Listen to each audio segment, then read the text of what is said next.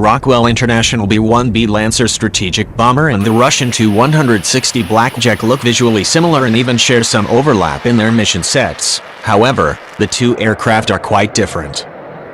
The B-1A was originally designed as a high-altitude supersonic penetrator before the Carter Administration canceled the program in 1977 after it became apparent that the new bomber would not be able to survive against new Soviet air defenses.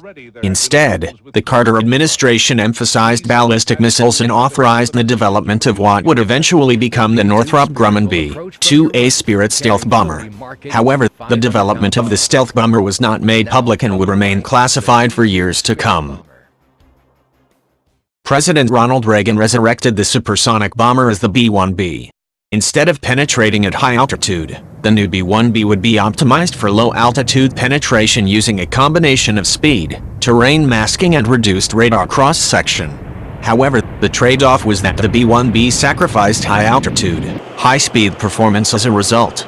While the B-1A had a top speed of over Mach 2.0, but the B-1B can barely manage Mach 1.25 as a result of its many structural changes and fixed geometry inlets. After the end of the Cold War, the B-1B was denuclearized and refocused on the conventional role, with all of the jet's nuclear hardware being removed in 1995. In place of the nuclear capability, the bomber was given a new conventional role, starting with Conventional Mission Upgrade Program. As part of the effort, the bomber was fitted with enhanced synthetic aperture radar capability and the ability to carry precision-guided munitions.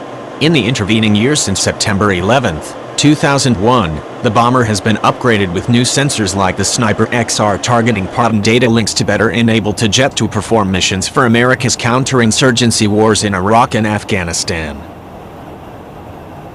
The B-1B is no longer able to fight inside heavily defended airspace, but the aircraft will still have a role in the high-end fight as a standoff cruise missile carrier, using weapons like the JASSMER and LRASM.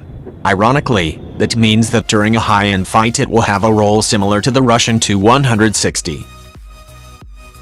The Tu-160, while it looks similar to the B-1B, is a very different aircraft. The Soviet Union designed the Blackjack primarily as a means to deliver a nuclear strike during World War III. However, the Soviets designed the jet mainly as a means to deliver nuclear-tipped cruise missiles, though the aircraft retained the ability to do low-level penetration. As such, the Tu-160 is much larger and much faster than the B-1B, with a maximum takeoff weight of over 606,000 pounds and top speed greater than Mach 2.05. By contrast, the B-1B weighs in at 477,000 pounds. The Tu-160's primary armament has always been long-range cruise missiles like the Kh-55 Ms, of which it can carry a dozen. In recent months, however, the Russians have used the conventional version Kh-555 version of the cruise missile against targets in Syria alongside much more advanced and stealthy Kh-101 cruise missile. The aircraft also carries the nuclear-tipped Kh-102.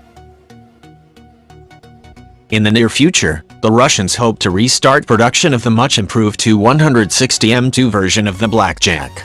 The new jets will replace Russia's existing Tu-22M backfires and Tu-95 Bear bombers while supplementing the existing Tu-160 fleet.